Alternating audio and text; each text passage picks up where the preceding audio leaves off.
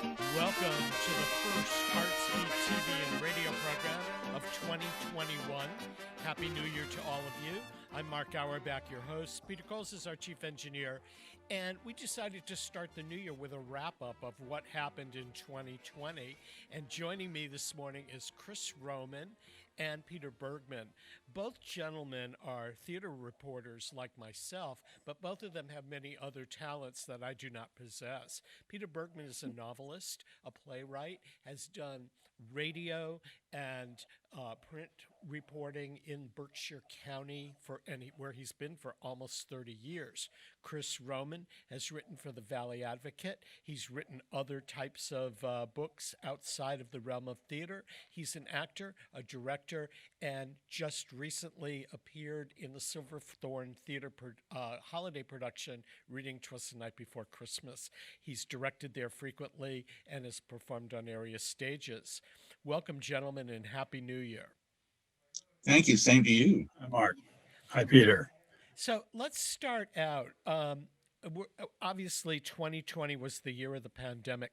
Do you think it officially started with the film version release of Cats, or did it really start in March? I don't think it started with Cats personally. I don't either. I just knew that things were going downhill culturally after I sat through that. And I like to blame the pandemic on that and all. Chris, we'll start with you. What was the last live performance that you were able to catch before the pandemic? Excuse me. The last live show that I saw closed because of the pandemic. It was The Pitch at the Majestic Theater in West Springfield by Stan Freeman, a play about a very good play about a baseball player back in the 40s, 50s, who pitched one pitch against Carl Yastrzemski of the Red Sox at Yankee Stadium. Was called in as a relief pitcher, pitched one pitch. Yaz got a hit, and the guy was immediately pulled. And so forever after that, he's been known as One Pitch something or other. And it was running, it was doing well, and March came along and closed the show, and it's going to open again in the new year at the Majestic as their first production of the 21 season, as soon as it's permitted to open in a theater. Danny told me that it was originally scheduled to open pretty soon after New Year's because we all hoped that things would be better by then. And he was able to open with very limited house, and it's a small house anyway. And he decided to just put it off until things are safe and he can invite all of his audience back in to have a theater experience like we missed so much. So that's the news from there so far. It was one of the last shows that I saw before everything shut down. Actually, the last one. I had vowed after I had been in an accident in 2019 that I would make a return to Broadway, so to speak. And so the very last production that I saw was Mac and Mabel at New York City Center, which was just to go for have a good time. But when I did my recap of the best of the year 2020 for Westfield News, I gave an honorable mention to Best New Play to The Pitch. I thought it was a really good play. I certainly hope that they bring it back. And I had talked to the playwright Stan Freeman after the pandemic started and things shut down. And he was there were things he wanted to change about it. But basically, when the day comes that they can go back and redo it, they're going to go with what they did originally. And it was a really fine show. Peter Bergman, I know the last show you saw, we were in the audience together, shivering in our shoes at Berkshire Theater Group, where we went to see Holiday Memories outdoors. It was a great little production, and the idea that they could actually do an outdoor live performance just seems to me to be incredible, particularly because just before Christmas, we had that huge snowstorm, and I'm not sure how many people could stand outside in the snow and ice to watch a show. What was your last one before the pandemic? before the pandemic, the last show I went to was the opening night of The Irish and How They Got That Way by Frank McCourt at Capitol Rep in Albany. Unfortunately, as good a show as it was, it closed within a week, didn't complete its run. It was shut down by the state of New York. Yeah, I mean, so many things got shut down, and over the course of the last 9 months, I've interviewed a lot of theater people, and they were really put out on the streets. I mean, their unemployment is running out in the holiday season, and for very few have there been an opportunity to either look elsewhere or find other things to do. My personal heroes for 2020 is the actor, director, musician James Barry, who put together a series of requests and dedications of songs. And if you made a dedication and a request to him and you paid a fee, he would record the song for you or dedicate it to the person you chose. And they were posted on YouTube under the title of Corona Covers. He thought he'd do about 20. He did over 200. And Wow. some of them co-starred his wife, the actor Tara Franklin, and their fourth grade child. And they were very great covers of all kinds of things from show tunes to rock and roll. Did anybody, in your estimation, turn out to be heroes this year or really come through to surprise you? Peter, we'll start with you. Yeah, I would have to go with Julianne Boyd at Barrington Stage Company. She campaigned with Actors Equity for the rights to actually present live theater this summer under special contract, special permissions with Actors Equity Association. She and Kate McGuire ultimately worked together. Kate McGuire from Berkshire Theater Group. And they presented the first fully approved equity shows in the country this summer. 2 at Barrington Stage and 1 Godspell at Berkshire Theater Group. And I think they deserve an enormous round of applause. Julie especially, because she spent a fortune reconditioning her theater to make sure that it would conform with every pandemic requirement, including separate entrances, use of the restrooms, changes in the seating. She took out half the seats in her theater to enforce separation into small sections of 2 and 3 seats. And then when the governor of Massachusetts changed all of the parameters about performance, she erected a tent outside her small theater and did her performances for fewer than 50 people per show. But she had worked and invested a fortune Yeah, to make it come. they both did, and oddly enough, a theater goer, a New Yorker who I guess transplanted to the Berkshires, who was a beloved theater goer by both companies, passed away, and her family donated over $1 million each to both Barrington Stage and Berkshire Theater Group so that they could stay alive and continue to function. And Berkshire Theater, I think, did a stellar job of presenting outdoor theater in winter. To me, that's kind of heroic on all fronts. Chris, did you get to see that Holiday Memories? Didn't. To be honest, I was nervous of even sitting in a house with near enough people to other people that it might be dangerous. I know that Kate and the people at Berkshire Theater went out of their way to make it safe and as warm as possible. I know there was an interval with warm cider. And I was going to go the second to last weekend. And then I was a little sick and decided not to make the drive and not to take the risk. But I'd be interested in what you guys thought of sitting there in a house with live people, even though it was outdoors and presumably somewhat separated. Well, I was hesitant to go to the summer productions, and my usual theater going partner refused to go, did not want to be in a crowd or anything like that. So, Holiday Memories was the first live show that I've attended since the pandemic started. It was cold. Kate McGuire gave Peter was seated one row in front of us, and Kate McGuire gave us both hats, which I'm glad she did, because although it was in the 40s when the show started, and it was actually gorgeous, moonlit night, stillness, no winds or anything. But by the time we got to the intermission, it had dropped into the upper 20s and the wind was starting to pick up.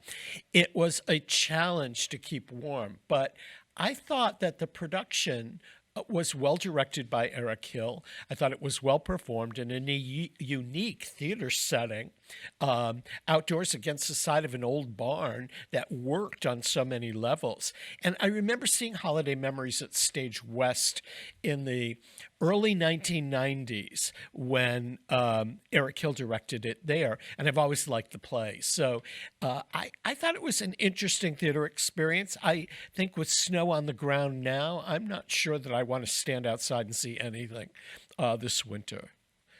What do you think, Peter? Well, I quite agree with you. The second act was very cold, even with the hat. But it was worth it because the play was so well presented by both the director and the actors. They did a wonderful job. And Eric had staged a fight, which is very much a part of the first act. And he staged it with the two actors who were physically fighting at least 6 or 7 feet apart. And it worked brilliantly. It was highly theatrical and very effective. I was impressed. I was too, and the whole thing of live theater versus streaming.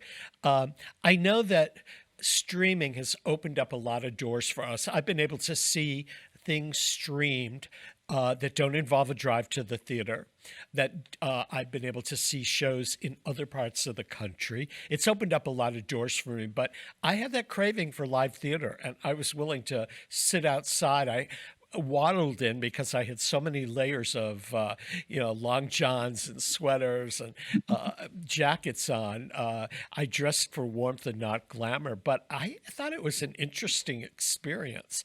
I don't think that I could sit through the show was basically two 30-minute one acts with a 20-minute intermission to go inside and warm up. I don't think I could sit through a 3-hour play outside.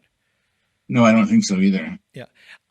In terms of shows being streamed, have you guys been able to catch some of the area performances and productions? For example, TheaterWorks in Hartford has streamed one show a month since the new season began. Some of them, one play which won the New York Times Best of 2020, Russian Troll Farm, was written to be streamed specifically. They took their Christmas on the Rocks, which is a holiday favorite, and they filmed it on the stage to be streamed, and have really done quite well with the whole streaming thing. And for me, it's given me a chance to see things in other areas I just don't have the time to drive down to catch, or wouldn't normally be on my radar. Have either of you taken the chance to stream shows? I saw Russian Troll Farm, which I thought was technically fascinating. What you can do with, it wasn't really Zoom and it wasn't really a movie, but they really stretched the medium into the kind of nightmarish but also very intimate atmosphere of the Russian troll farm that was manipulating the 2016 election. And then The Who and the What by Ayad Akbar, which was their latest production, which they recorded in a performance on stage, but with nobody in the audience. So that it was, I forget what the term is, so live captured. Live captured, yeah. Yeah. And so it was, well, I won't say it was almost like being in the audience, because there is nothing like being in the audience. Much as we can admire the make-dos that people have done to keep theater going over this year. There's nothing like being in the audience, but it was great to be able to see that show on that stage. I found Russian Troll Farm to be fascinating, and the New York Times picked it as one of the best plays of 2020. And TheaterWorks is actually streaming it again into early January. So if you're interested in capturing this show, go to their website at twhartford.org. Russian Troll Farm is so timely, but how they did it with the special effects and the projections and the video just astounded me. And I'm not sure if it would work live on stage with all that techno stuff. Peter, did you get to see it at all? I didn't, but I did get to see Martha Mitchell Calling at Shakespeare and Company, which was a play I loved when they did it some years ago. Same actress who played it then, played it now, Annette Miller. And with the years, the role, she has grown in the role. It was quite fascinating to see what they did. They did it via Vimeo, which is an interesting process. They essentially filmed the play and did some special effects to bring in the actor playing her husband. Whereas in the original stage production, he had appeared in a portrait on the wall, and the portrait would come to life and speak, which was nice, but this was much more exciting to watch his appearances. Annette was fabulous. A man named Cale Brown, who I don't know, played John Mitchell. And they cut the play, which I thought was interesting. They cut it down to an hour and wrote a new prologue and epilogue, which gave it a very contemporary feeling. And in this political realm that we've been living through, a play about Martha Mitchell and the Nixons and all of that just had so much current relevance. It was incredible. Yeah, speaking of relevance, Wham Theater, just by luck, had scheduled two productions for the season that they had planned to do live. The first one was called Roe by Lisa Loomer, which was the backstory of Roe v. Wade. And oddly, and they switched to streaming, and oddly enough, just a few days before they went into their rehearsals, Justice Ruth Bader Ginsburg passed away. Then their second show, the Thanksgiving play, was by Loretta Fasthorse, who is a Native American playwright and author. And right before that opened, the playwright received one of those MacArthur Genius Awards. So for Wham Theater, it was all in the timing, which they didn't plan. It just happened that way. But again, they offered an opportunity to see programs that ran very short runs or had been planned for very short runs. And you didn't have to drive to the Berkshires to go see them. I was impressed with that. In both those cases, they did interesting things with presenting them basically on Zoom.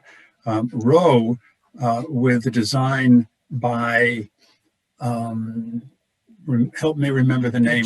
Juliana von Hobrecht. Von Hobrecht, exactly. She designed backgrounds that sometimes allowed us to see two people who were at home recording on Zoom, but as if they were in the same place. And then in other times, people were kind of scattered around the screen in their own separate places within the play. And I thought that worked quite well. And then the Thanksgiving play is such a physical show. I mean, there's a fight in it. It's all about physical theater, really, and they couldn't do it on the stage that they were planning to do it, so they did it as the actors and director rehearsing on Zoom. So it was staged, quote unquote, as a Zoom rehearsal. I thought that was it. It didn't serve the play as well as the play deserved to be served, but I thought that in the circumstances, the director, Talia Kingston, did very well adapting it.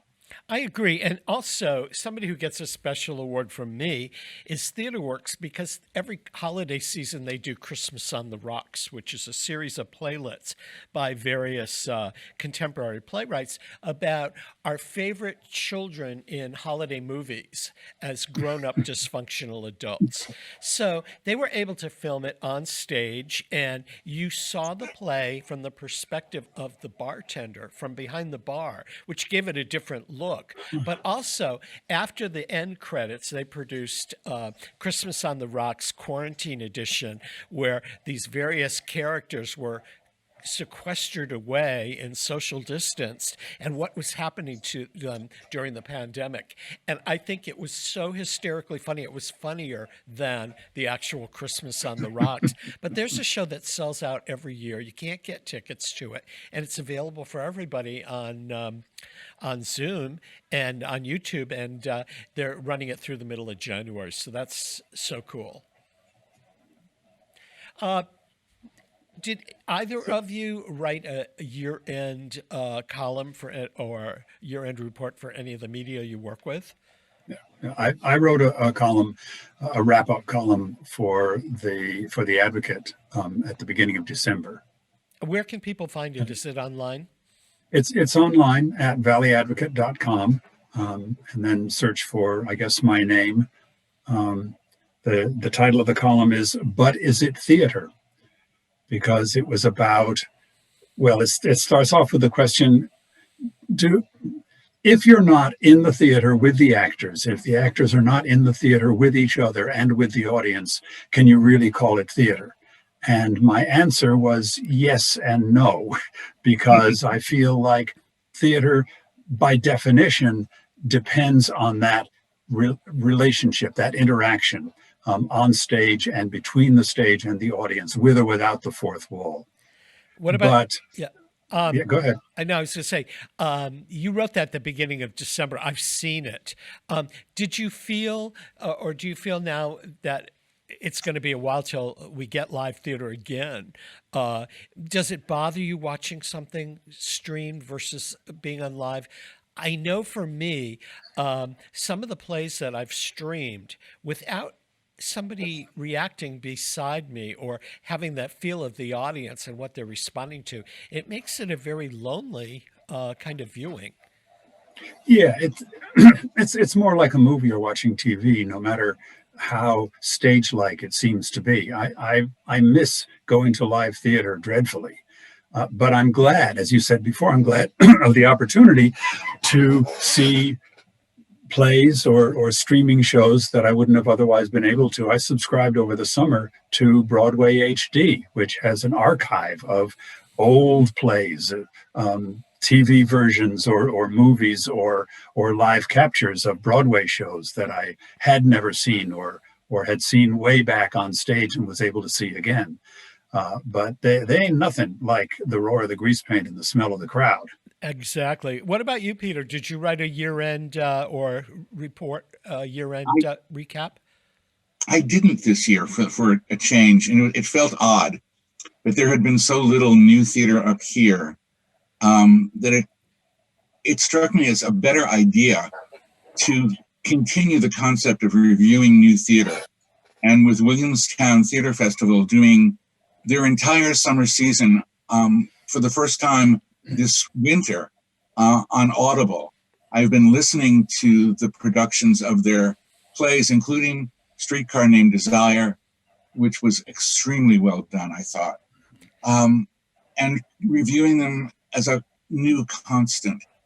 It's not really theater. They're doing them basically the way we're talking, in a Zoom format, but without the visuals. And I think that's unfortunate. Oh, I was going to ask, there's no visuals. It's just an audio recording. Right. It goes back to my early days in theater when I worked on radio in New York City. And we did plays on radio, and it was terrific. And this is much the same kind of thing. I kept thinking, listening to the first few that I did, I kept thinking that it was like old time radio. You know, Streetcar is from the 40s, and even though there was no attempt to make it like an old time radio show, it really kind of felt like that. And the second one, Photograph 51, about taking place in the 50s, about the discovery of the double helix and the secret of the structure of DNA. All of the people in it, except for the two American characters, had these sort of upper class BBC received pronunciation accents, which took me right back to that kind of BBC radio drama from those days. Exactly. Exactly. Gentlemen, we have to take a quick break to acknowledge the underwriters that make Artsbeat possible here on Westfield Community Programming Channel 15 and 89.5 FM WSKB.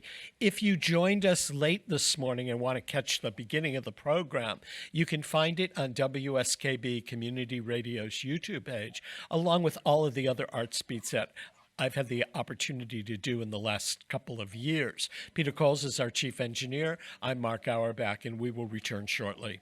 Support for community radio on WSKB provided by Westfield Electroplating.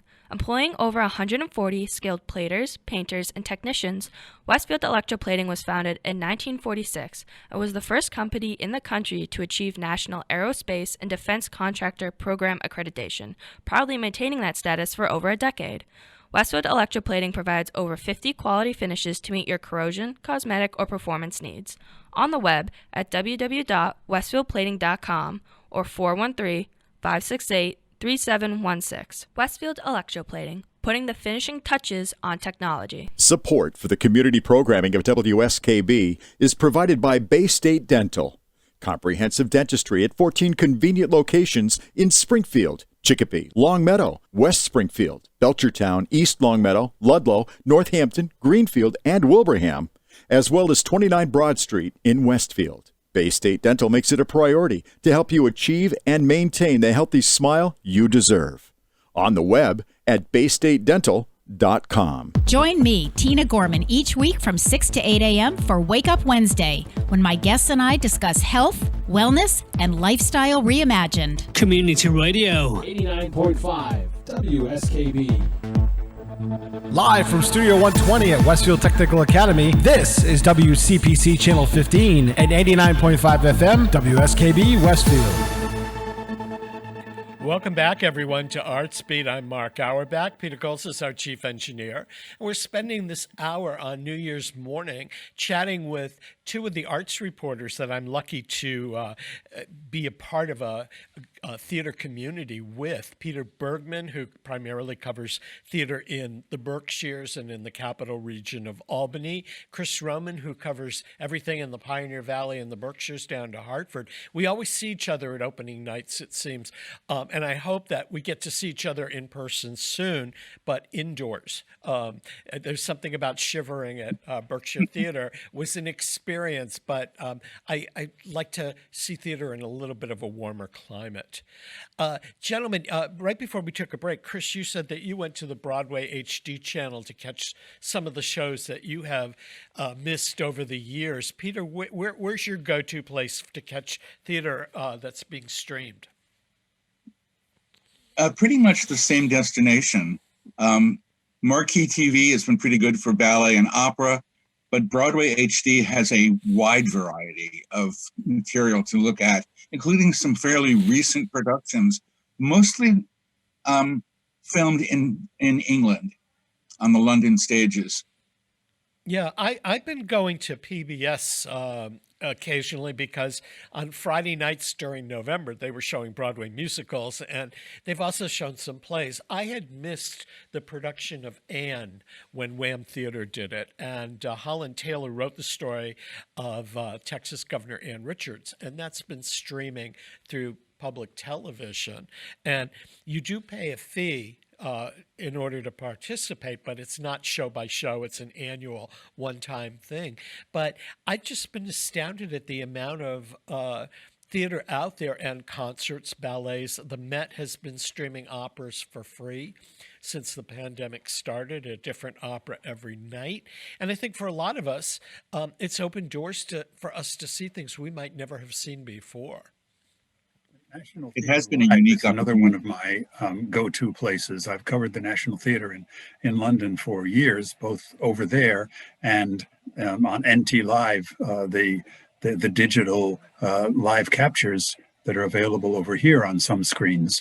And when the pandemic hit, they re-released some of their back catalog that they had not done before to make it available to people who could not get out to the theater. And so that's another go-to and welcome return. I think the theaters in the area were pretty clever when it came to streaming. there's a small community theater group in Holyoke, Northampton, K&E Theater Group, and they actually got all of the area community theaters to participate in a panel of sorts via Zoom to talk about what the community theaters were going through and what their plans were when the pandemic ended. What I found unique is that most of the small community theaters, and there are a lot of them in Springfield, don't get the publicity and the mileage from some of us because we don't have the space to cover them. And they depend on their weekly local papers, word of mouth, and social media to get the word out about who they are and what they do. But Eddie Zitka from K&E Theater Group was able to get them all on Zoom at the same time and give them all an opportunity to talk about the shows that they do. And we have a rich variety of theater in our area, which I was not aware of. I'm sorry, I didn't mean to interrupt. Well, you were talking about heroes for the pandemic season before, and talking about local theaters. I guess my hero for carrying on and expanding in the pandemic season is Linda McInerney at Eggtooth Productions. Very shortly after everything shut down, they did a very basic Zoom production, just 4 panels on the screen, of a 15-minute satirical play about an airplane, an airliner that is on fire, but the captain refuses to admit it, which is sort of political, if you will. And then they did a live stream kind of tour of 2 old theaters in the Valley, in the Academy of Music in Northampton and the Shea Theater in Turners Falls, where we, the audience, kind of looked over the shoulder of a Zoom camera person and toured the backstage of the theater and encountered people getting ready for rehearsal. It was fascinating. Yeah.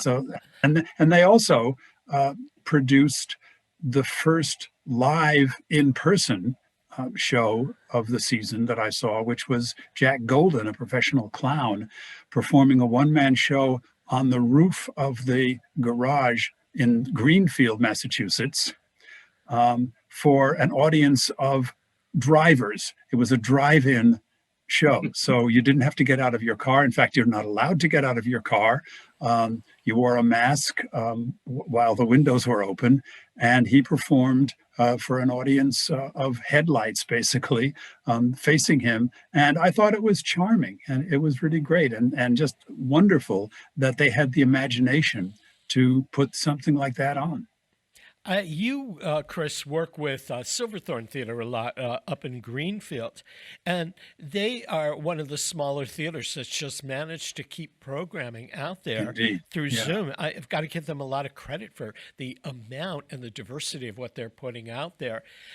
We learned right before the holidays that 2 arts organizations in the Pioneer Valley were folding. One was New Century Theater, which had been around for 28 years, and the other was Gateway Arts, which was a performance space in Holyoke, which had closed its doors and it put itself up for sale on the market. Do you guys think that the remaining theaters are going to be able to survive till live performance comes back? Peter, what about in the Berkshires? Well, community theaters will survive because they have no real commitment. They do theater as they can do theater, and they have no property that they own. They're in pretty decent shape, and they will be back. The professional theaters have been getting enough concessions to make it possible for them to stay alive. I don't know if you heard Actors Equity this morning announced that they have come up with a new performance contract for their actors on video. That's great. that will be promoting new theater with live actors on a taped format. It supersedes anything that SAG-AFTRA, the other 2 unions, have in place, and it will give live performance a real possibility. Will it save theaters? I don't know. The new Great Barrington Public Theater in Great Barrington back in April, did a show of new plays, all of them short, all of them by fairly well-respected actors and playwrights, including a new play by David Mamet about Dorothy Kilgallen, which they did for a short run on Zoom. And it was a fascinating evening. I don't know if either of you saw it. It's called Bear Tales, 6 Feet Apart. No, I didn't. I wish I had known about it. Yeah. But it was sort of the start of this kind of thing. Well, I think that Actors Equity has done so much to try to find its union members opportunities to perform. I know that it hasn't been as easy for the orchestras and musical groups around, particularly bigger things like the Springfield Symphony Orchestra. And I've got to give them credit because all orchestras have a tough time making ends meet in this economy, as good as it is for theater. But when they had to shutter at the beginning of the pandemic, most of their musicians are freelancers. And so what they did is, instead of doing this huge fund drive to sustain the orchestra, they did a musicians relief fund where they raised money to provide funding for their out-of-work freelance musicians, which was kind of heroic.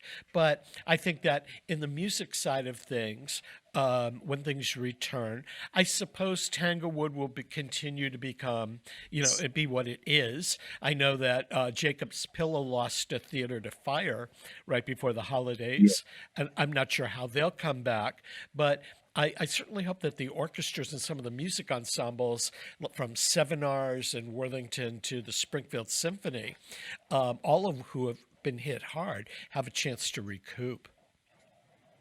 I think that most of the theaters that will survive, even the smaller ones, because, well, as Peter said, partly because a lot of them don't have a lot of overhead, although a company that I do work with, Suffield Players in Connecticut, own their own building and have suffered from a lack of income, but are putting on Zoom shows.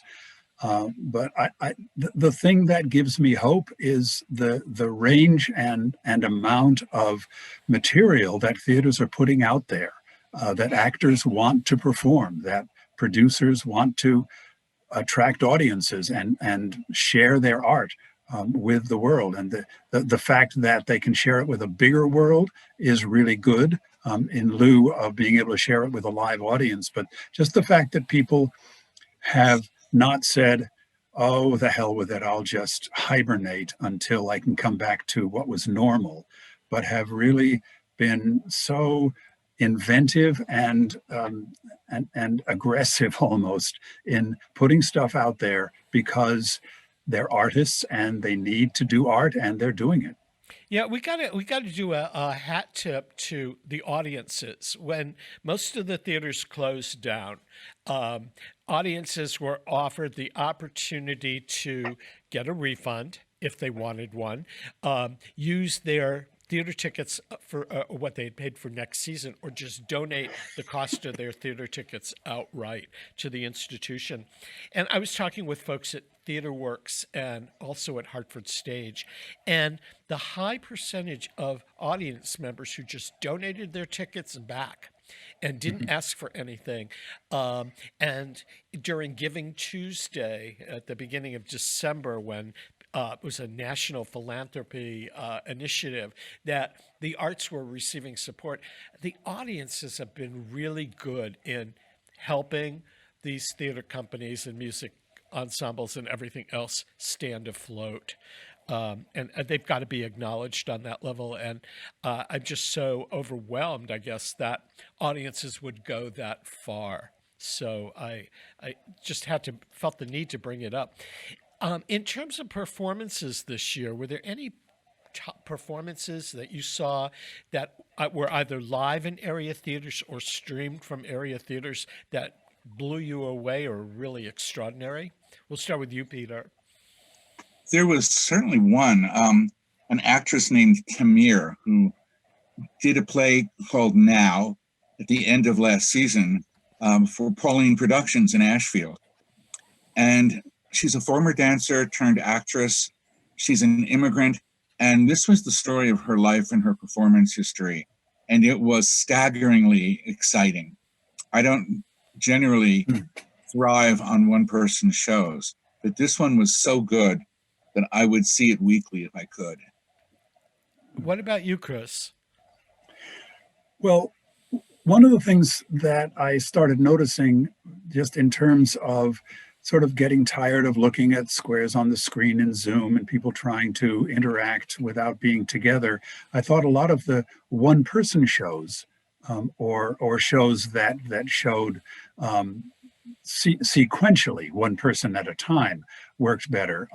I was so thrilled that Barrington Stage put on a show called Eleanor, about Eleanor Roosevelt, with the wonderful Harriet Harris in the role. And I'm in love with Harriet Harris. She can do no wrong as far as I'm concerned. So it was just a treat to be able to see her. They were going to do it live and then they couldn't. And so they did it as a filmed stream.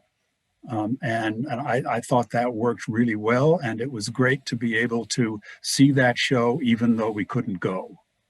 Yeah, there were two performances that stuck out in my mind this year. One was in the play Roe, Tara Franklin as the character who was Roe in the court case. It was so against type of what Tara usually plays. And I found myself drawn to that performance more than to the rest of the characters. But she was riveting to watch. And I've seen her do solo work before and always admired her stuff on a great deal. And the other is the comedian Jen Harris in Christmas on the Rocks. She played four very different childhood movie heroines who grew up to be as dysfunctional as possible. But her interpretation of Clara from The Nutcracker in Christmas on the Rocks, even though I was watching it home alone, I was spewing coffee watching it. It was so funny and so well put together. And she really, she played well to the cameras with this. So it's a very physical thing. But those two performances just were fabulous. Peter? Tara and her husband, James Barry, were in a four-actor production of King Lear that Chester Theatre Company put on. It didn't quite work. Everybody played two characters, and it was very interesting to see how the thing was slotted together. It was cut way down. But the two of them were in it, even though they live in the same house, they were in separate spaces and separate places on the screen. And it was another example of a theater keeping things going, being inventive and imaginative while treading water, so to speak, until they can get back on the live stage. One of the things, if you go and watch some of James Barry's Corona covers, they do a country and Western take on Phantom of the Opera, which they call Phantom of the Opry. And the diversity and the versatility of the roles that they take on are just astounding. I guess we're very lucky to have James Barry and Tara Franklin live here in the Valley, or I should say live here in Western Massachusetts, and others like Harriet Harris come back year after year after year to do shows at either Barrington Stage or Berkshire Theatre, along with many other New York-based actors. Peter, a couple of your high points?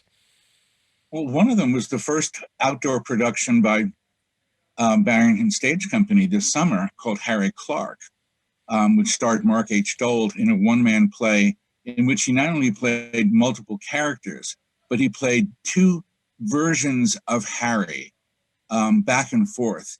Harry Clark is a made-up name for the man known as Philip Bruggelstein, and as he played both characters back and forth, sometimes in internal conversations, it was staggering and mind-blowing to watch this man work. Julianne Boyd, who directed it, kept him on his feet a lot on a very wide stage and moved him throughout. It was almost as though there was a little wind-up thing in his back, and he moved thoroughly and quickly and slowed down and slowed down and slowed down, and suddenly they wound him up again. And it was a staggering performance and something I wouldn't have expected from anyone in this region, but Mark did an extraordinary job with it. I was very fortunate to interview him kind of like midway through the pandemic, because he was, I was fascinated by his performance in Barrington Stage and Gaslight. And the play now seems so much more appropriate than it did at the time, or relevant at the time. But he was on Broadway in The Inheritance when Broadway shut down in March, and he was sick with COVID and was able to recover. He's somebody who's at the Barrington Stage every year. He's one of their associate artists, and I'm in awe of his versatility as an actor. And I miss Terry Clark. I wish I had seen it. Any predictions for 2021 of what you're in the loop on, of things that we might want to be looking towards theater-wise, Chris? Well, in 2021, in a couple of months now, I'm going to be directing a play that's been written for Zoom that takes place in the Bardo, the Buddhist halfway house, so to speak, between the past life and the next life. And it's with several characters sort of waiting for their next assignment. And the way it's been set up is that the Bardo, in order so that the transition from your past life into the Bardo is not too shocking, you seem to be in your own house, so that we can do it with people in Zoom in their own house. And it's kind of a comedy, and it's kind of bittersweet. And Abby Hoffman is one of the characters, and Virginia Woolf is one of the characters, because there's no difference in time in it. It was written by a playwright and quite well-known and influential acting teacher, Stephen Wong, who lives in Brattleboro. And we're doing it in March at Silverthorne Theater. At Silverthorne. It sounds like it's going to be great. Have you been involved in the development of it? If you're directing a premiere, have you had a lot of discussions with the playwright, or are you going to be presented with a script? Steve and I are old friends, and we way back when we created a couple of shows together in New York. And so I've been working kind of dramaturgically with him on the script. You should just explain to the audience what dramaturge is. Well, dramaturg is two different things. A dramaturg is somebody who works with a playwright to shape a script, to be kind of the outside eye before the director comes into the play and as the outside eye on the script. The other definition of a dramaturg is somebody who works during the production of a play to provide historical and other context for the director and the actors. So I'm the first kind of dramaturg, not officially, but working with Steve on this. Basically, I kibitz. I'm looking forward to that.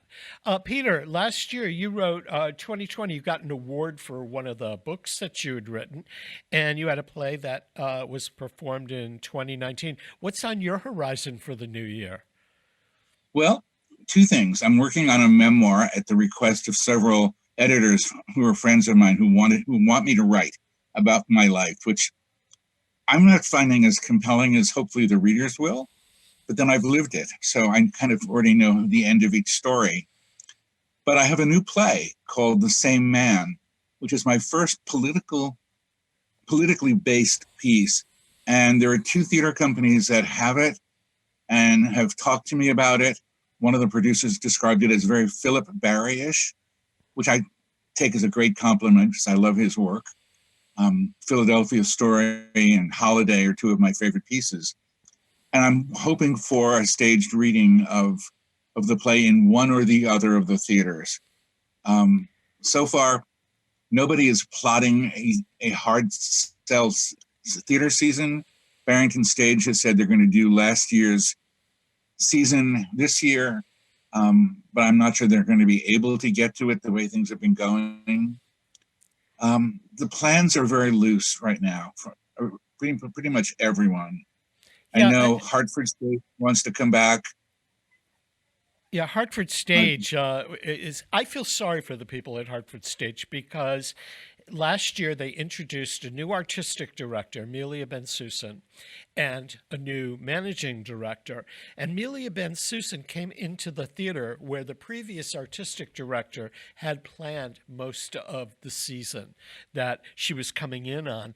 And of course, with the pandemic, half the season was lost, including the play she would have directed for the first time as artistic director of Hartford Stage. It's all been moved to next year. So I feel that she has not been able to really forge an artistic statement for Hartford Stage in the time that she's been there. And I think it's been very difficult for them. They've laid off a good number of their staff, and I think it'll take a while for them to come back. But I miss them.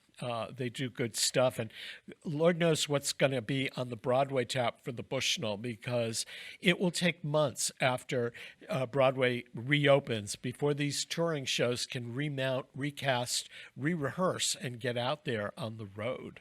So I think it's going to be some tough times ahead. We've only got a couple of minutes left, and I wanted, since both of you gentlemen chronicle your writings, and they're available for people to find online. Chris, you keep a diary, a kind of a blog of theater. Where can people go read your good stuff? It's at valleyadvocate.com, and I don't have my own page, which archives all of my pieces. Is on the site. I don't have the URL right in my head, but valleyadvocate.com, and then search for Stage Struck, which is the name of my column. The Valley Advocate stopped publishing in the spring because of a loss of revenue because of the pandemic, and has published a couple of special issues, one in September, or maybe October, one in December, and is planning to come back only bi-monthly in the new year.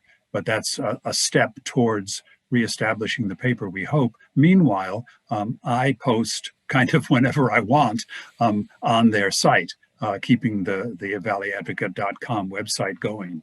And I know that I get your columns by email, so people can sign up to get your column whenever you write it. Is that correct? If you go to valleyadvocate.com, search for Stage Struck, find any of my pieces, my email address, which is stagestruck@crocker.com, will send me an email, and I'll put you on the notice list of people who get my notices of my pieces when they go up. Well, they're always great to read, and so I'm glad we can find them. And Peter, Thanks, Mark. Peter, what about you? You have a website called Berkshire Bright Focus. Do you maintain all of your stuff there? I do. Everything I've published in the last several years can be found there. And currently, things are going up every week because of the Williamstown Theater Festival Audible season. I can also be found and located and read throughout the years on theberkshireedge.com. And that's a great publication. I get that in the email. Really great, not only about theater happenings, but other stuff going on in the Berkshires. And yes, it's really thorough. My stuff can be found weekly. I have an Artsbeat column in the Westfield News, and I also am a contributor to Pioneer Valley Radio. So you can find kind of recaps of what I've written for Westfield News, along with occasionally reviews that I don't get to put into Westfield News. And then, of course, Artsbeat and my other series are available on YouTube on Westfield Community Radio's YouTube page. Gentlemen, I want to thank both of you for joining me. Chris Rohmann, Stage Struck, The Valley Advocate. Peter Bergman, Berkshire Bright Focus, and other publications in the Berkshires.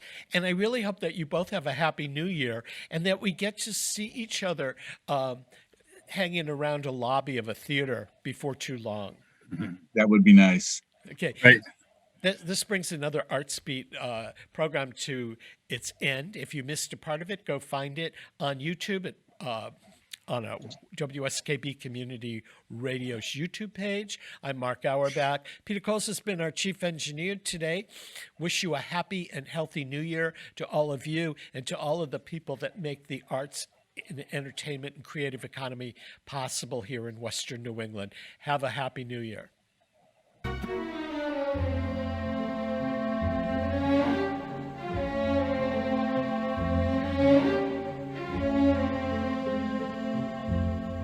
Ring out the old, ring in the new, a midnight wish to share with you. Your lips are warm, my head is light. Were we alive before tonight? I don't need a crowded ballroom. Everything I want is here. If you're with me, next year will be the perfect year.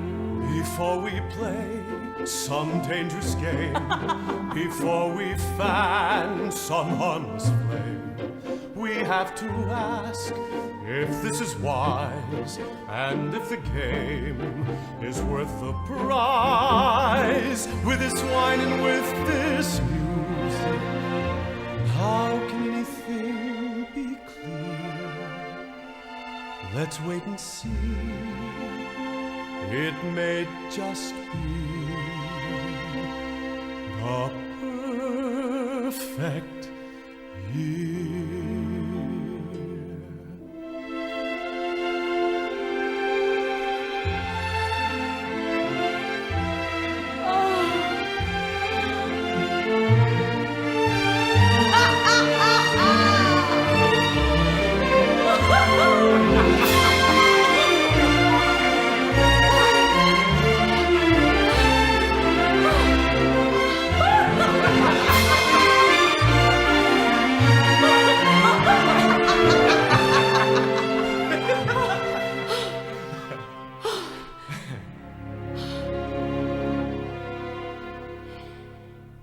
It's New Year's Eve and hopes are high. Dance 1 year in, kiss one goodbye. Another chance, another start. So many dreams to tease the heart. We don't need a crowded ballroom. Everything we want is here. And face to face, we will embrace the perfect year. We don't need a crowded ballroom. Everything we want is here. And face to face, we will embrace the perfect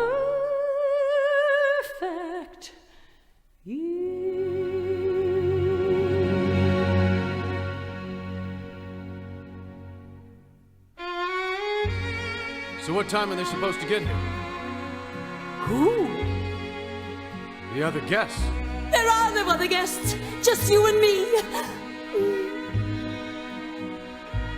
I'm in love with you, surely you know that. Norma, We'll have a wonderful time next year.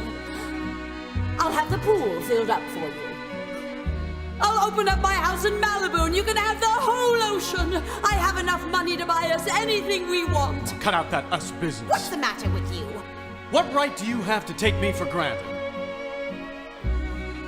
What right? Do you want me to tell you? Norma, what I am trying to say is that I am the wrong guy for you. You need a big shot. Someone with polo ponies, a Valentino. What you are trying to say is, you don't want me to love you. Say it. Say it!